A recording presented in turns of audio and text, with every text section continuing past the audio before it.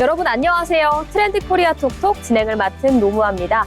연말을 잘 마무리하고 이제 새해에 함께 새롭게 인사드리는 요즘인데요. 따뜻한 겨울이 되시길 진심으로 응원하면서 오늘 방송의 첫 번째 시간은 저에게 항상 중요한 트렌드를 짚어보는 현지혜 기자의 경제톡톡으로 이어가 볼까 합니다. 이번에는 한 번에 무엇인가가 확 바뀌는 이슈를 짚어본다기보다는 그동안 준비를 해왔던 정책들이 우리 삶에 어떤 식으로 영향을 주게 될지, 그리고 이게 새해에는 어떤 변화로 자리 잡게 될지 그 트렌드를 짚어보는 시간이라고 볼 수 있을 것 같은데요. 그래서 오늘 경제톡톡에서는 2026년에 달라지는 것들, 이 중요한 요소들을 키워드로 한번 정리해보려고 합니다. 현지혜 기자, 어서 오세요. 네, 안녕하세요. 네, 2026년은 이래 기준선이 한 단계 올라가는 해입니다. 먼저 최저시급의 상향 조정인데요. 지난해 시급 1,030원이었던 최저시급이 2026년에는 1,320원으로 확정됐습니다. 처음으로 만원 시대를 넘어선 이후 한 달에 215만 6,880원 가까이 월급으로 받게 됩니다. 물론 인상폭이 크다고 보긴 어렵습니다. 자영업자 부담과 고용 상황을 함께 고려한 결과입니다. 네, 그리고 아무래도 주 4.5일제에 관련된 이야기도 많이 나오고 있는 상황인데요. 이건 올해부터 바로 적용이 될까요? 네, 2026년에 주 4.5일제가 모든 직장에서 의무화가 되는 것은 아닙니다. 다만 정부가 예산을 투입해 근로시간 단축 시범 사업을 늘리고 있고 일부 공공기관과 기업에서는 이미 근무 시간을 줄이는 실험이 진행 중에 있습니다. 전문가들은 제도보다 먼저 현장에서 일하는 방식이 바뀌는 단계라고 설명하고 있습니다. 네, 정말 큰 변화가 일어나고 있는 요즘 같은데요. 그렇지만 기업에게 부담이 될 수도 있다는 목소리도 제기되고 있습니다. 맞습니다. 특히 중소기업과 자영업자는 인력 충원 부담도 커질 수가 있습니다. 그래서 정부도 전면 도입이 아니라 단계적 확산이라는 표현을 쓰고 있습니다. 2026년은 덜 일하는 사회로 가기 위한 분기점 정도로 보시면 되겠습니다. 네, 그리고 아무래도 일하는 시간이 달라지면 여가를 보내는 방식도 달라질 것 같은데요. 네, 맞습니다. 2026년부터는 여가는 개인의 선택을 넘어 정책의 영역으로 들어왔습니다. 근로시간이 줄어들면서 정부는 여가와 관광을 내수를 살리는 수단으로 적극 활용하고 있습니다. 그렇다면 왜 여가 정책이 이렇게까지 강조가 되는 걸까요? 해외여행 수요가 빠르게 회복이 되면서 국내 소비가 다시 해외로 빠져나갔기 때문입니다.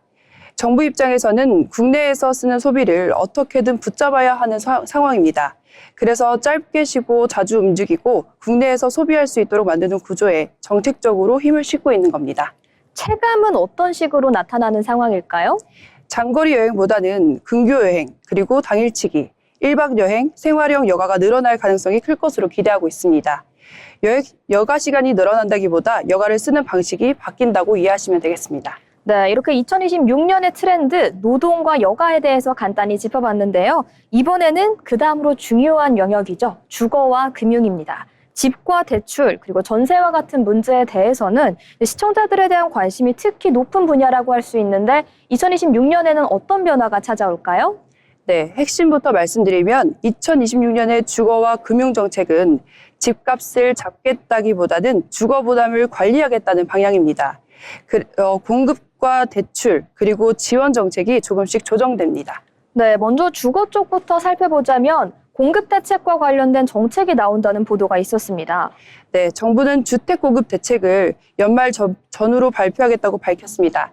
다만 예전처럼 대규모 공급 계획을 한 번에 내놓기보다는 시장 상황을 보면서 속도를 조절하겠다는 기조입니다. 특히 무주택자와 청년, 그리고 신혼부부를 중심으로 공공주택 공급을 이어가겠다는 방향입니다. 이렇게 된다면 전세와 월세 부담은 조금 나아질까요? 단기간에 확 달라지기는 어렵습니다. 다만 정책의 초점은 전세 가격을 직접 건드리기보다는 대출 부담을 관리하겠다는 쪽에 있습니다. 즉, 집값보다도 매달 나가는 돈을 줄이겠다는 접근입니다. 그렇다면 금융 쪽은 어떤 변화가 있을까요? 금융정책의 핵심은 대출 관리와 취약계층 보호입니다. 가계대출은 무리하게 늘어나지 않도록 관리하면서도 청년과 서민층의 주거대출은 완전히 막지 않겠다는 입장입니다. 금리 자체를 낮추기보다는 상환 부담을 완화하는 장치에 초점이 맞춰져 있습니다. 예를 들면 어떤 방식이 있을까요? 상환기간 조정이나 상환 구조를 유연하게 가져가는 방식인데요. 특히 자영업자나 주거비 부담이 큰 계층에 대해서는 연체 위험을 줄이는 쪽으로 금융 지원을 조정할 가능성이 큽니다. 작년과 비교하면 정책의 방향성이 좀 달라졌다고 볼 수 있을 것 같습니다. 네, 작년까지는 집값과 거래량은 시장 지표에 초점이 맞춰졌다면 2026년은 가계가 실제로 감당할 수 있는 수준을 관리하는 정책으로 무게중심이 이동했습니다. 결국 이렇게 정리할 수가 있겠네요. 2026년의 주거금융 정책은 집값을 당장 잡겠다기보다는 주거비 부담이 더 커지지 않게 관리하겠다는 접근입니다. 크게 튀는 변화는 없겠지만 생활비 부담과 직결된 정책이라는 점에서 지켜볼 필요가 있겠습니다. 네, 아무래도 2026년 초반에는 거시적인 방향의 큰 변화보다는 이런 미시적인 방향의 변화로 이어지고 있는 듯한 트렌드가 보이고 있는데요. 그렇다면 내년부터 달라지는 정책 가운데 육아와 가족과 관련된 정책도 저희가 빼놓을 수는 없습니다. 2026년 육아 정책 가장 큰 변화 포인트는 무엇일까요? 네, 2026년의 육아와 가족 정책은 크게 새로 만들기보다는 기존 제도를 손보는 데 초점이 맞춰졌습니다. 지원 자체를 늘리기보다는 조금 더 쓰기 쉽게 바뀌는 방향입니다. 구체적으로 어떤 부분이 달라졌을까요? 먼저 육아휴직인데요. 육아휴직 초반 급여 부담을 줄이고 맞벌이 부부가 휴직을 조금 더 유연하게 나눠 쓸 수 있도록 구조를 조정합니다. 제도는 있지만 현실에 쓰기 어렵다는 지적을 반영한 변화로 볼 수 있습니다. 네, 그리고 아이를 맡길 곳에 대한 문제에 대한 관심도 날이 갈수록 높아지고 있습니다. 네, 국공립 어린이집과 돌봄시설 확충 기조는 유지됩니다. 특히 방과 후나 방학처럼 맞벌이 가정이 가장 부담을 느끼는 시간대에 돌봄을 보완하겠다는 방향입니다. 다만 지역별 여건에 따라 체감 속도는 다를 수 있습니다. 그렇다면 출산과 육아와 관련된 지원금은 좀 어떨까요? 지원금 규모 자체는 큰 변화는 없습니다. 대신 신청 절차를 단순화하고 사용처 제한을 완화하는 쪽입니다. 받기는 조금 더 편해지고 활용도는 높이겠다는 취지입니다. 네, 아무래도 작년 정책과 비교하면 결이 조금은 달라진 것 같습니다. 네, 그렇습니다. 작년이 출산 자체에 초점이 맞춰졌다면 2026년은 출산 이후 육아 과정에서 부담을 조금 더 관리하겠다는 흐름입니다. 단기 효과보다는 생활 여건을 정비하겠다는 접근으로 볼 수 있습니다. 네, 아무래도 단기적인 그리고 짧은 변화보다는 제반을 바꾸면서 큰 변화를 이끌어내겠다 이런 흐름으로 읽히는데 그렇다면 이것이 인구 감소 지역과 관련된 정책과도 연관이 있을 것 같습니다. 네, 맞습니다. 인구 감소 지역에 거주하는 청년과 육아 가정에는 생활비나 돌봄 지원을 조금 더 집중하겠다는 겁니다. 아이를 키울 수 있는 환경을 지역 단위에서 보완하겠다는 시도입니다. 네, 정리해보자면 2026년의 육아 정책 어떤 의미일까요? 네, 갑자기 모든 게 달라진다기보다는 조금 더 현실에 맞게 조정되는 단계라고 보시면 됩니다. 앞으로 현장에서 얼마나 자연스럽게 작동하는지가 중요한 포인트가 될 것 같습니다. 내년부터는 또 인구 감소 지역에 관련된 정책이 또 한 번 큰 변화를 겪습니다. 그동안은 이사를 오면 정착금을 지원하는 방식이었다면 이제부터는 매달 드는 생활비 자체를 직접 감면해주는 방향으로 바뀌었다고 하는데요. 특히 점심값 지원과 같은 정말 생활 밀착형 지원 방식이 눈에 크게 띕니다. 현재 기자, 뭐가 어떻게 바뀌는 걸까요? 네, 집은 싸게 해줬는데 살아보니 더 비쌌다. 이게 지금까지 인구 감소 지역 정책의 한계였다고 합니다. 그래서 내년부터는 이사비와 정착금 같은 일회성 지원보다 매달 나가는 돈을 줄여주는 방식으로 정책이 바뀔 예정이라고 합니다. 매달 나가는 돈이라면 구체적으로 어떤 예시가 있을까요? 네, 대표적인 게 바로 점심값 지원이라고 합니다. 내년부터 인구 감소 지역 일부 지자체에서는 청년과 기촌인, 그리고 공공기관 근무자 등을 대상으로 월 10만 원에서 많게는 20만 원 수준의 식비를 지원한다고 합니다. 현금이 아니라 지역 화폐나 식권 형태로 지급을 해서 지역 식당에만 쓸 수 있게 하는 구조라고 합니다. 그런데 점심값을 콕 집어서 지원하는 이유가 있을까요? 네, 있습니다. 인구 감소 지역에서 제일 먼저 사라지는 게 식당이라고 하는데요. 점심 손님이 없으니까 문을 닫고 식당이 없으니까 직장인도 남지가 않았습니다. 사람이 빠져나가면 상권이 무너지는 악순환이 반복이 되고 있었는데요. 그래서 이번 정책은 사람만 살리는 게 아니라 지역 상권까지 함께 살리겠다는 계산이 깔려 있습니다. 그럼 아무래도 점심값 말고도 달라지는 지원이 또 있을 것 같습니다. 네, 꽤 많이 있었습니다. 먼저 교통비인데요. 마을버스 무료, 시내버스 반값, KTX나 시외버스 할인과 연계하는 지역도 늘어납니다. 그리고 주거 지원도 바뀐다고 합니다. 예전에는 1에서 2년 단기 월세 지원이 많았다면 내년부터는 5년 이상 장기 거주 조건을 걸고 월세를 계속 지원하는 방식이 확대된다고 합니다.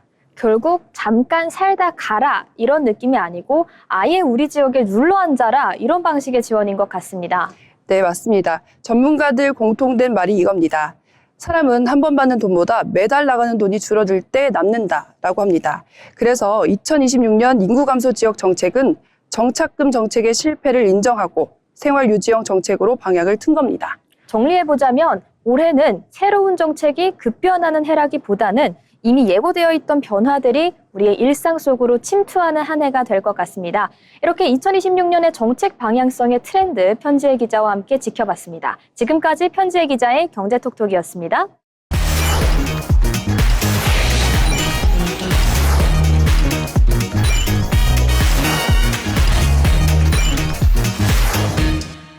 네, 이번 시간은 대한민국의 부동산 흐름을 짚어보는 마켓 트렌드 시간입니다. 오늘도 문민지 아나운서와 함께합니다. 어서 오세요. 네, 안녕하세요.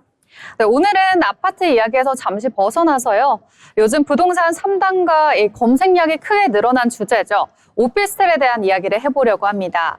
아파트는 부담스럽고 그리고 전세는 불안하고 그렇다고 월세도 망설여질 때 오피스텔은 괜찮지 않을까 이렇게 고민하시는 분들 정말 많거든요. 그래서 오늘은 오피스텔이 정말 대안이 될 수 있는지 그리고 어떤 사람에게 맞고 또 어떤 경우에 오히려 독이 될 수 있는지 차분하게 짚어보겠습니다. 네, 아무래도 아파트나 전세 같은 경우에는 시드머니 자체가 굉장히 많이 필요하기 때문에 최근 청년층에게 가장 현실적인 부동산 매물은 어떻게 보면 오피스텔이 될 것 같은데요.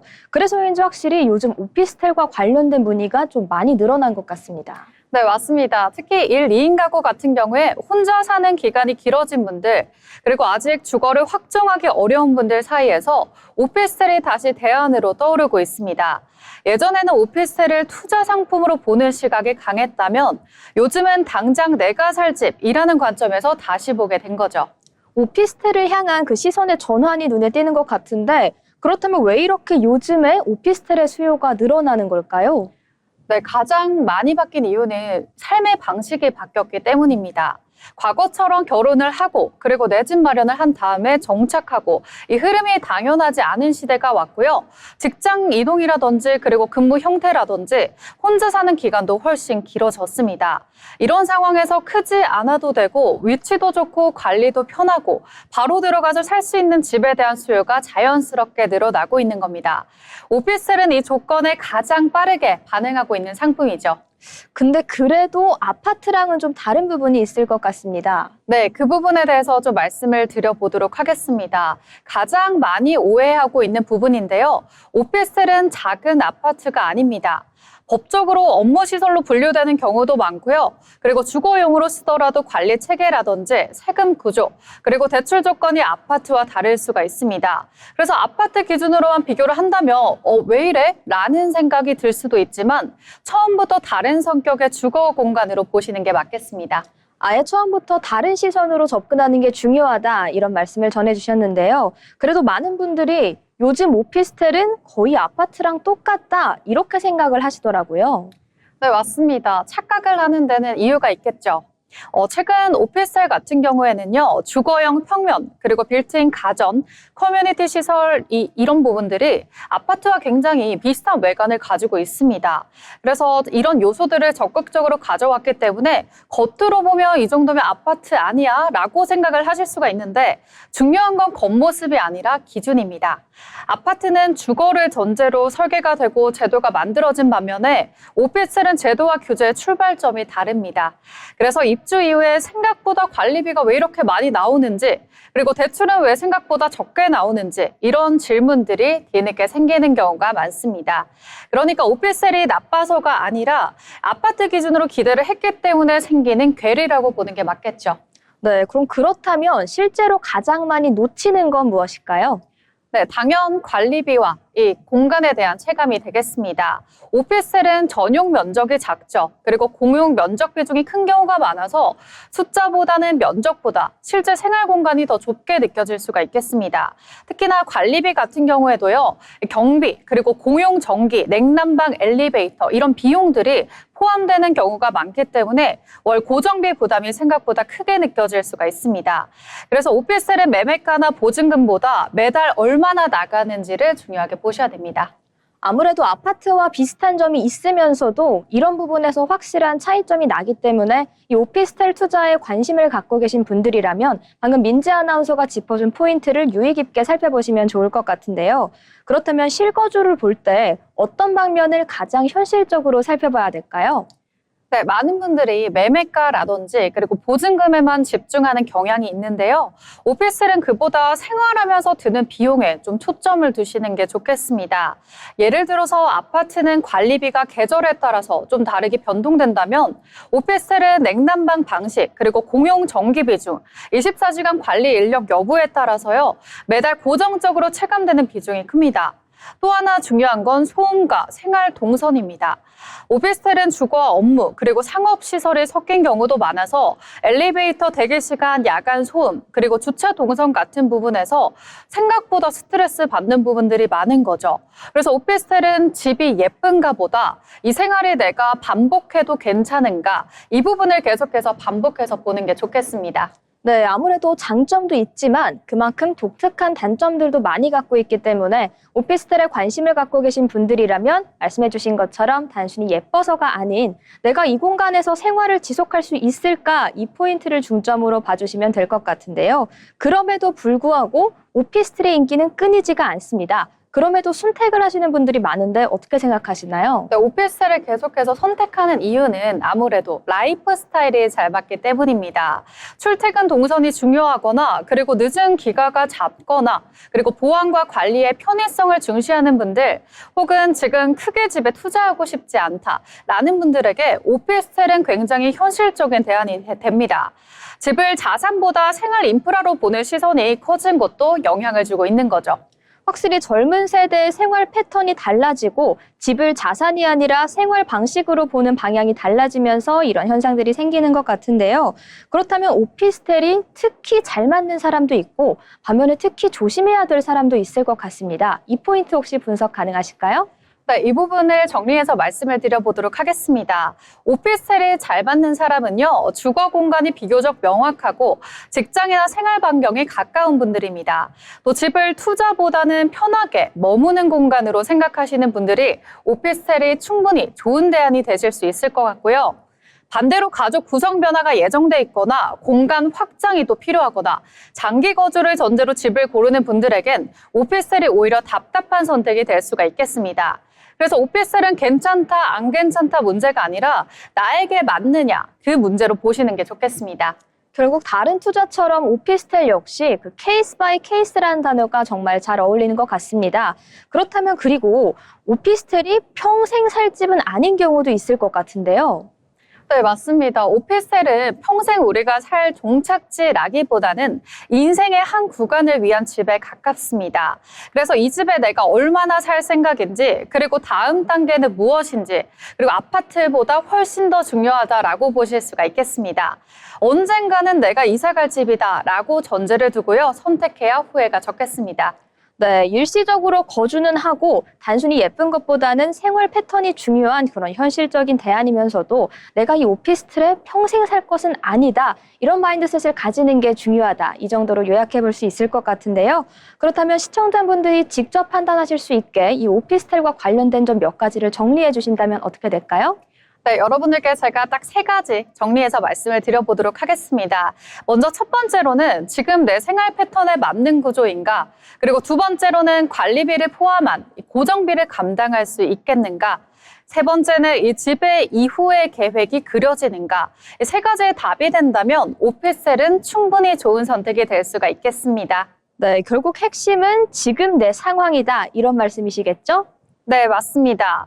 부동산에서 정말 중요한 건요, 어떤 집이 좋으냐가 아닌 지금 나에게 맞느냐입니다. 그래서 아파트가 아니더라도 나에게 필요하다라고 한다면 그 선택은 충분히 합리적이 되겠죠. 네, 그럼 오늘 이야기의 핵심을 한 문장으로 정리하면 어떻게 될까요? 네, 집은 투자를 사는 이전에 삶을 담는 공간이죠.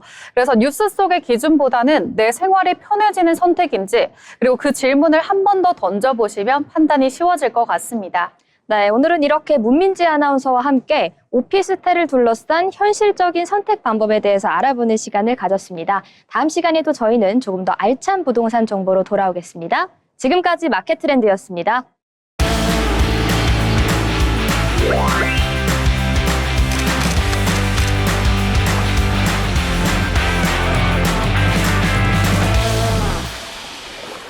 이번 시간은 전국의 축제, 맛집, 전시, 그리고 핫플레이스를 소개해드리는 어디 갈까 시간입니다. 승현 아나운서가 오늘은 정말로 특별한 곳을 준비했다고 하는데요. 사실 얼마 전에 저와 같이 다녀온 곳입니다.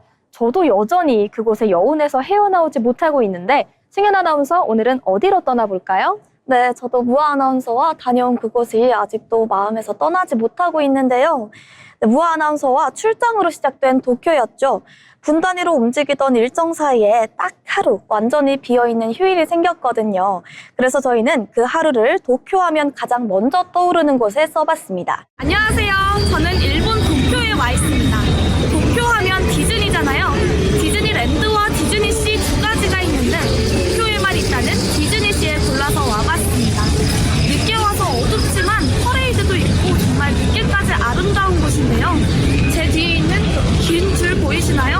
얼른 줄을 서서 어트랙션을 타보도록 하겠습니다. 함께 가시죠. 전 세계 디즈니파크 가운데 일본에만 있는 단 하나의 공간, 디즈니시입니다. 네, 사람들이 디즈니랜드는 매우 익숙할 것 같은데 디즈니시는 생소한 분들이 있을 것 같거든요. 설명 부탁드릴게요. 네, 디즈니시는 이름 그대로 바다를 테마로 한 디즈니 테마인데요. 항구 도시를 모티브로 한 메더테러니언 하버, 중동 분위기의 아라비안 코스트, 이탈리아, 스페인, 북아프리카를 연상시키는 건축까지 놀이공원이라기보다는 하나의 거대한 세계관 도시 안으로 들어온 느낌에 더 가깝습니다. 그리고 디즈니시가 정말 다른 점은 놀이기구를 타는 순간보다 이동하는 과정 자체가 이미 즐겁다는 점입니다. 맞습니다. 주변 풍경 하나하나까지 정말 놓칠 게 없어서 발길을 걸으면서도 이제 계속 눈이 돌아가고 그런 상황이었는데요. 밤이 되니까 분위기가 확 달라지던 점이 유난히 인상 깊었습니다. 네, 해가 서서히 지기 시작하면 디즈니시의 하루는 또 한 번 장면을 바꾸는데요.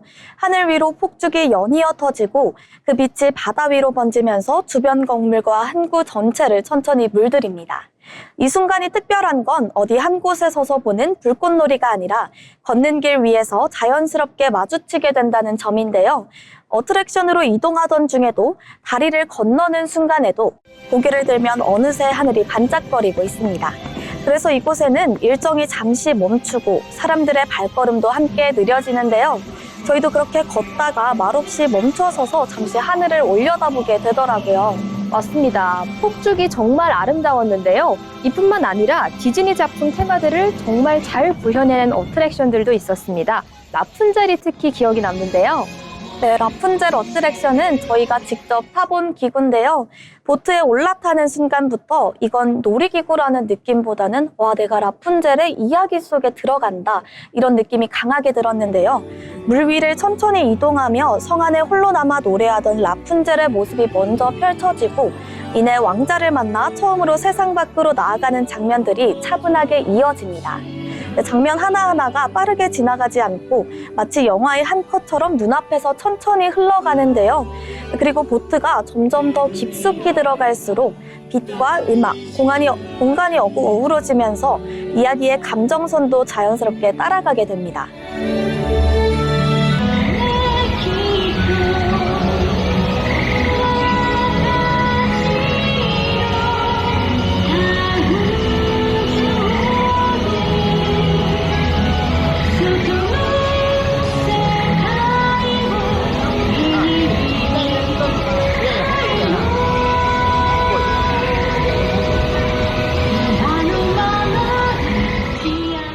특히 랜턴이 하늘을 가득 채우는 순간에는 주변이 조용해질 만큼 사람들의 탄성이 터져 나오는데요.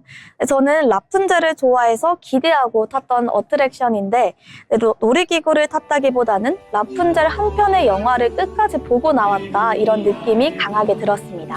네, 그리고 또 다른 디즈니 테마들도 많았잖아요. 특히 알라딘과 피터팬, 그리고 겨울왕국을 테마로 한 곳들이 정말 아름다웠었습니다. 그 밖의 구역들도 다 가보지는 못했지만 근처를 걸으면서 구경하는 것만으로도 이 디즈니시를 충분히 느낄 수가 있더라고요. 네, 맞습니다. 또 제 시선을 끌었던 공간 중 하나가 겨울왕국 테마죠. 안쪽까지 들어가서 보지는 못했지만 멀리서 바라보는 것만으로도 그 규모와 분위기가 단번에 느껴졌습니다. 눈 덮인 지붕과 성벽, 차분한 색감의 건물들이 이어지면서 마치 영화 속 왕국이 그대로 눈앞에 펼쳐지는 듯 했는데요. 특별한 연출이 없어도 그 공간 자체가 이미 충분히 웅장했고 지나가며 바라보는 순간에도 자연스럽게 발걸음을 멈추게 됩니다. 디즈니시의 겨울왕국은 안으로 들어가야 완성되는 공간이 아니라 밖에서 바라보는 것만으로도 이 세계관이 얼마나 정교한지 알 수 있었습니다. 네, 디즈니시의 매력은 이처럼 안에서 보는 것뿐만 아니라 밖에서 바라보기만 할 때도 마치 디즈니 나라에 온 것만 같은 감성을 온전히 느낄 수 있다는 바로 그 점인 것 같습니다. 그래서인지 저도 승현 아나운서와 함께 디즈니시 곳곳을 걸어 다녔던 그 순간이 올해의 가장 행복했던 순간으로 기억이 남는 것 같아요. 너무 감동입니다. 감동 받으셨을 것 같은데 네, 이렇게 이 세계관이 얼마나 정교한지 느껴보실 수 있는 디즈니시에 대해서 오늘 승현 아나운서와 함께 전해드리고 있습니다. 그리고 어트랙션뿐만 아니라 기프트샵도 그냥 지나칠 수는 없죠. 정말 다양한 디즈니시에서만 살 수 있는 그런 아이템들이 가득했는데요. 네, 그렇죠. 디즈니시의 기프트샵은 그냥 나오는 길에 잠시 들르는 그런 곳이 아닙니다. 디즈니시에서만 구매할 수 있는 파크 전용 굿즈들이 정말 다양하게 준비되어 있는데요. 파크 한정 인형부터 디즈니시 로고가 들어간 소품, 해당 테마구역에서만 만날 수 있는 디자인까지 하나하나가 그 공간을 떠올릴 수 있게 하는 그런 아이템들이 가득합니다. 그래서 쇼핑을 하다 보면 무언가를 사야겠다는 생각보다는 오늘 하루를 어떻게 보냈더라, 너무 기분 좋았던 순간이다, 이런 생각이 막 떠오르게 되는 그런 기프트샵인데요. 디즈니시의 기프트샵은 기념품을 고르는 시간이 아니라 하루를 마무리하면서 추억을 정리하는 또 마지막에 코스처럼 느껴졌습니다. 네, 이렇게 디즈니시는 밤까지도 너무너무 아름다웠던 곳인데요. 출장으로 시작된 여행이었지만 이 하루는 현실에서 한 발자국 물러나서 제 하루에 휴식을 준 듯한 그런 좋은 하루였습니다. 도쿄에서의 하루, 여러분 어디로 갈지 고민되신다면 그 물음의 답은 디즈니시일지도 모르겠습니다. 네, 이렇게 오늘은 전승현 아나운서와 함께 도쿄에서만 갈 수 있는 특별한 곳 디즈니시에 대해서 알아봤습니다. 지금까지 어디 갈까였습니다.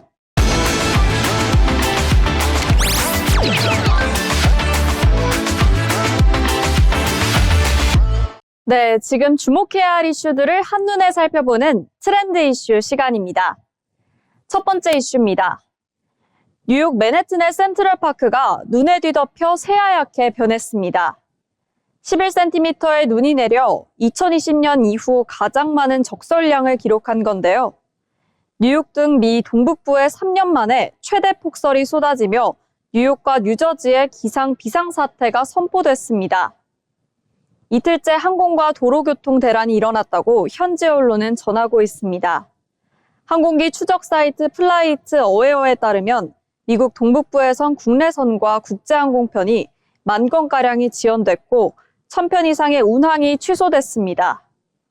전날에도 폭설과 눈보라 때문에 항공편 8,500여 건이 지연되고 1,700여 건의 운항이 취소됐습니다. 크리스마스 연휴 최대 성수기를 맞아 미 교통당국은 28일 하루에만 286만 명이 공항을 찾을 것으로 예상한 바 있습니다. 항공기뿐 아니라 전력선이 파손되면서 미 동북부 암트랙 열차 지연도 속출했습니다. 동북부 지역의 악천후는 당분간 계속될 전망이라고 CNN이 보도했습니다. 미국 국립기상청에 따르면 또 다른 겨울 눈폭풍이 발생해 동북부뿐 아니라 중서부까지도 영향을 줄 것으로 보입니다. 이 지역에는 강한 눈보라와 함께 30cm 이상의 폭설이 내릴 수 있어 이 지역으로 가는 우리 여행객들도 주의해야 할 것으로 보입니다. 이어서 다음 이슈입니다. 연말연시엔 해맞이를 위해 산행하는 분들 많으실 텐데요. 겨울은 해가 짧고 기온이 낮아 산행을 할 때 미끄러질 위험이 매우 높습니다. 산에서 내려올 때는 특히 더 주의해야 하는데요. 안전한 겨울 산행 수칙을 자세히 알려드립니다. 겨울 산행에서는 사소해 보이는 준비 하나가 사고를 막는 중요한 차이가 될 수 있는데요. 산에 오르기 전에는 가벼운 체조로 근육과 인대를 충분히 풀어주고 하산할 때까지 적당한 체력을 유지하는 게 중요합니다. 미끄럼 사고를 예방하려면 반드시 등산화를 신고 눈이나 빙판길을 대비해 미끄럼 방지 장치인 아이젠도 준비해야 하는데요. 필요할 때 바로 착용할 수 있도록 사용법도 미리 익혀두는 게 좋습니다. 또 등산 코스는 익숙한 곳으로 혼자보다는 일행과 함께 오르는 게 안전한데요. 그 밖에도 어둠을 밝혀줄 손전등과 휴대전화 보조 배터리, 체력을 보충해줄 간식도 반드시 챙겨야 합니다. 특히 가벼운 산행이라도 방심하지 말고 모자와 장갑, 덧입을 여벌의 옷 등 방한용품을 챙기시기 바랍니다.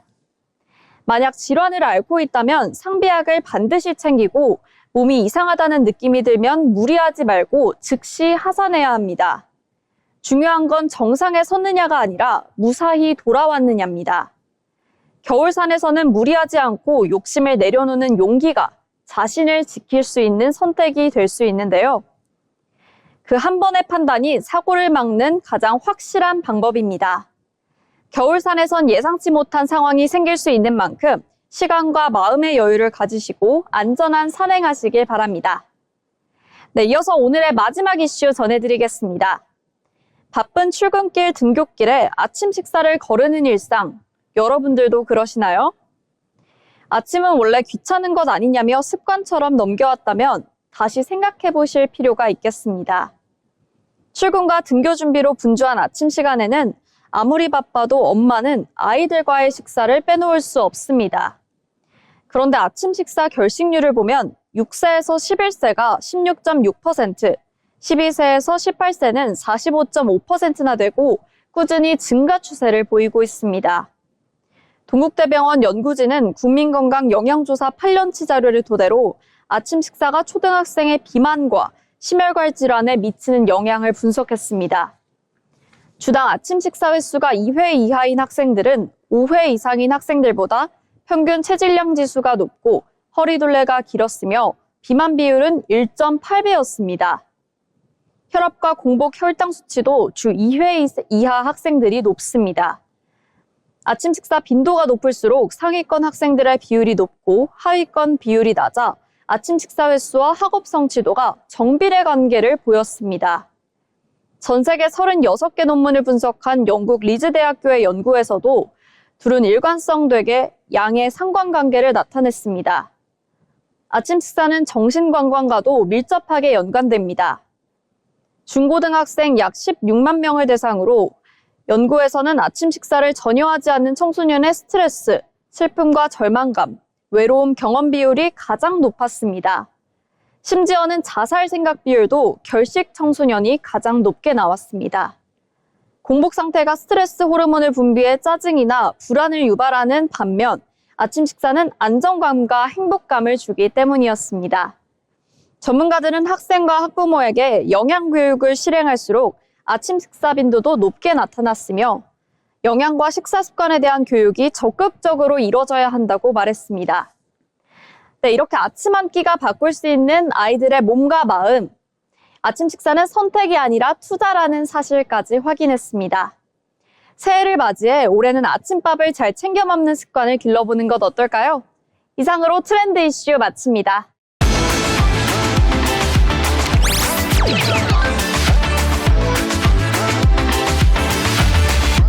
연말을 따뜻하게 장식했던 부천시청에서 큰 행사가 있었습니다.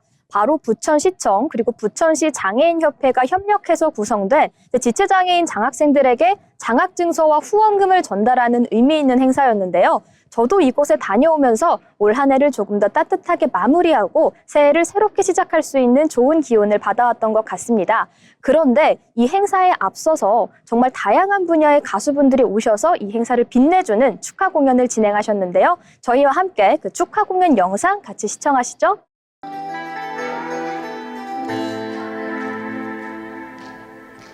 막걸리 한 잔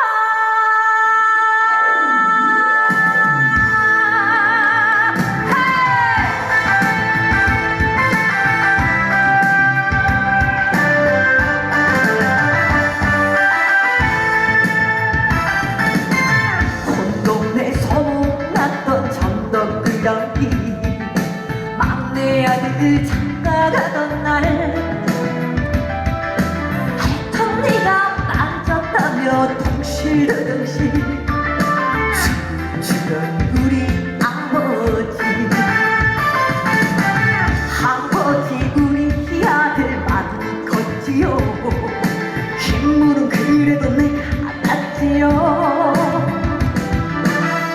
파리 손으로 따라주던 막걸리 한 잔 아버지 생각나네. 황소처럼 강하셔도 살림산 마냥 그 자리 우리 엄마 고생시키는 아버지 원망했어요. 아빠처럼 살기 싫다며 가슴에 대못을 박아 못난 아들을 달래주시며 따라주던 막걸리 한 잔 따라주던 막걸리 한 잔.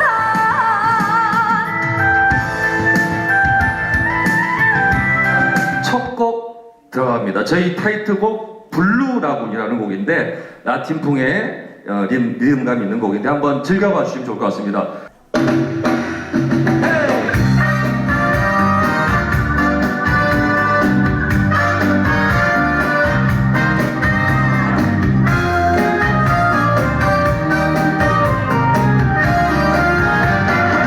잼빛 도시의 아침 끝이 보이지 않던 하루 무거운 어깨 위에 시간의 짐들만 쌓여갔죠. 숨막히는 소문 속에 길이는 그림자처럼 마음이 끌리는 대로 달빛 선율에 몸을 맡겨 손에 들린 모히또 한 잔 차가운 믹스 달콤한 라이향 시간이 멈춘 듯 아름답고 서두를 필요 없어 손에 들린 모히또 한 잔 차가운 믹스 달콤한 라이향 바로 여기 블루라군.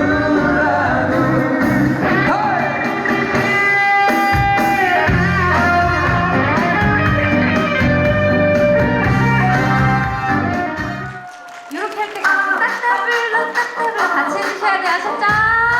다 같이 머리 위로 차!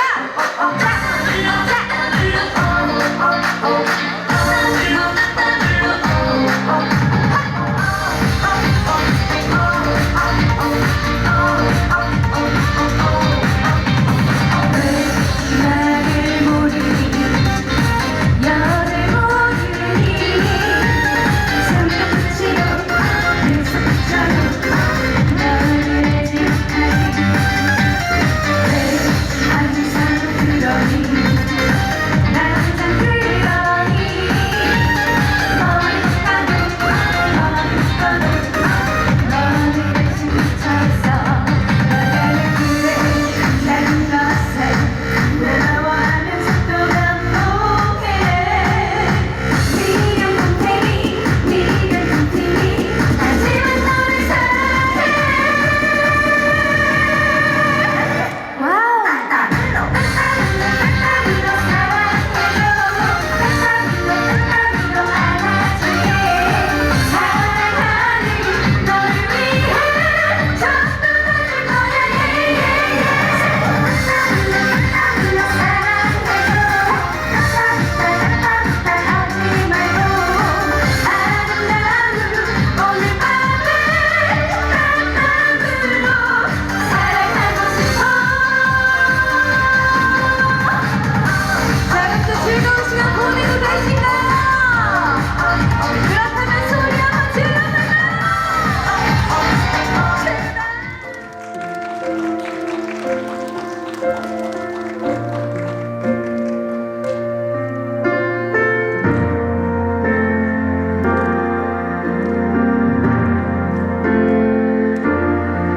Nella fantasia io vedo un mondo giusto, lì tutti vivono in pace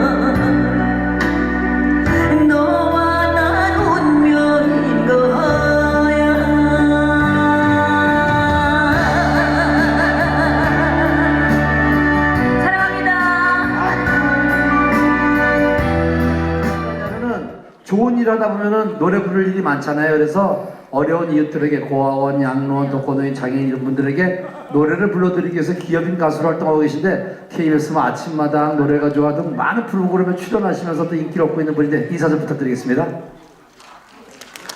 감사합니다. 노래. 우리 회장님은 말을 잘 못해 노래를 이제. 여러분 박수 한번 주시기 바랍니다. 보랏빛 엽서입니다.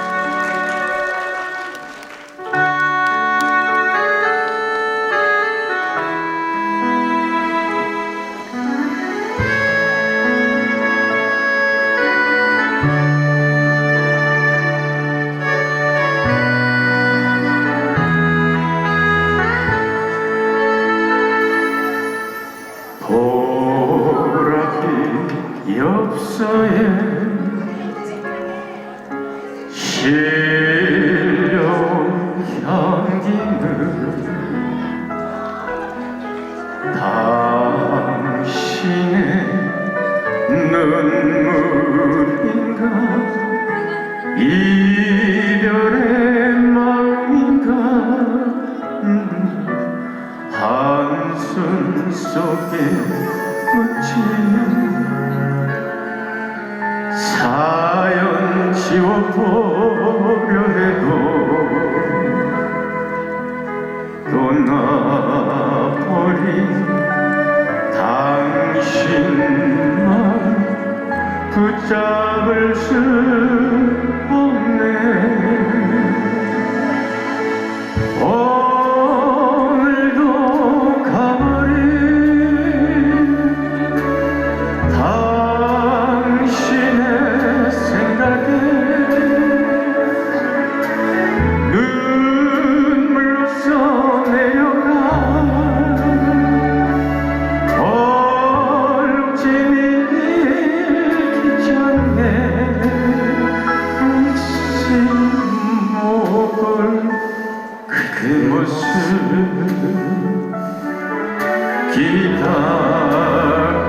기다리는 사요. 여러분 박수 한번 주세요. 늘 좋은 일에 앞장서시는 황영주 우리 회장님에게 더 좋은 일 많이 하라고 박수! 아유 고마워요.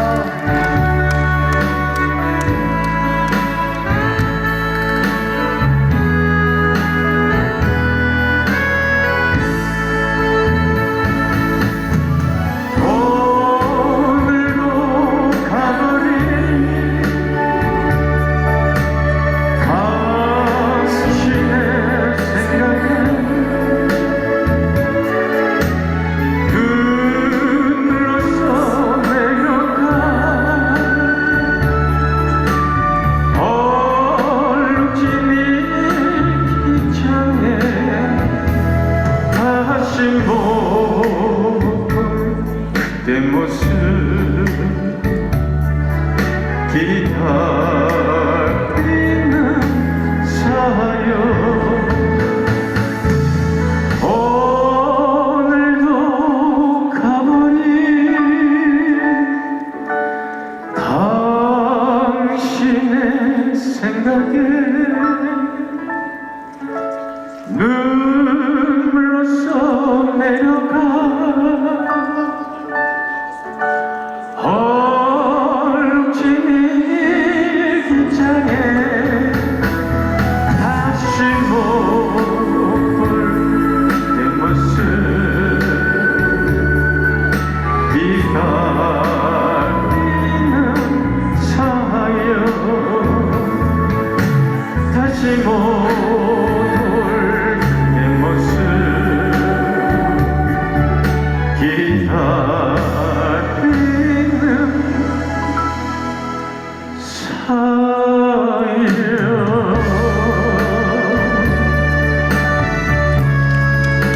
앵콜 앵콜 앵콜 앵콜 앵콜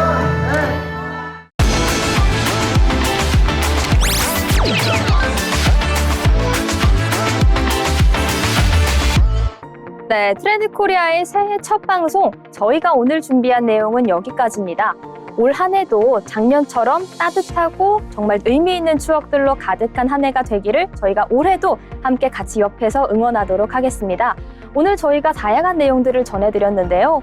오피스텔의 부흥, 그리고 2026년에 달라지는 정책들의 트렌드, 그리고 이 따뜻한 겨울에 잠시 떠나기 좋은 디즈니시에 관련된 특별한 이벤트까지 이번에도 이번 주에 같은 이슈들을 다양하게 전달해 드렸습니다. 저희는 다음 주에 조금 더 알찬 내용으로 돌아오도록 하겠습니다. 시청해주신 여러분 고맙습니다.